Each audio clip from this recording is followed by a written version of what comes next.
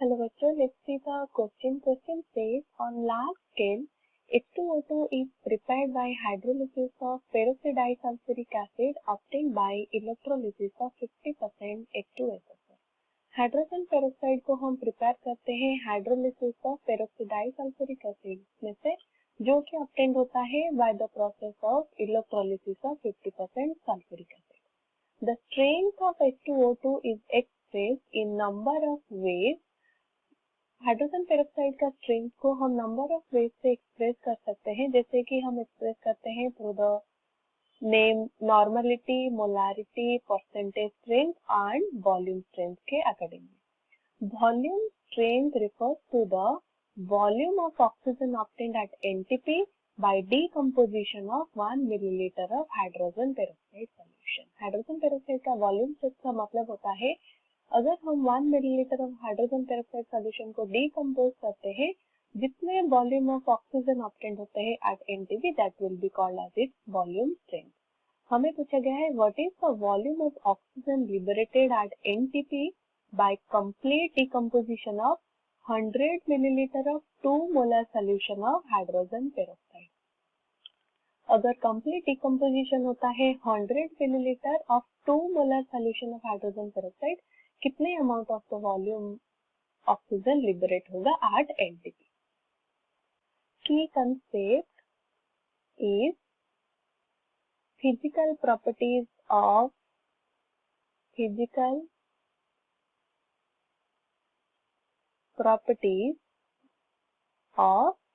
Hydrogen peroxide. उसके साथ साथ हम देखेंगे उसका वॉल्यूम स्ट्रेंथ. वॉल्यूम स्ट्रेंथ का मतलब क्या होता है? 1 millilitre of hydrogen peroxide liberate करता है जितने amount of the oxygen, that is amount of oxygen produce. हम देखेंगे decomposition reaction of hydrogen peroxide, that will B 2H2O2 will produce O2 plus 2H2O. यहाँ पर हम देख सकते हैं 2 moles of hydrogen peroxide will produce at NTP 22.4 liter of oxygen.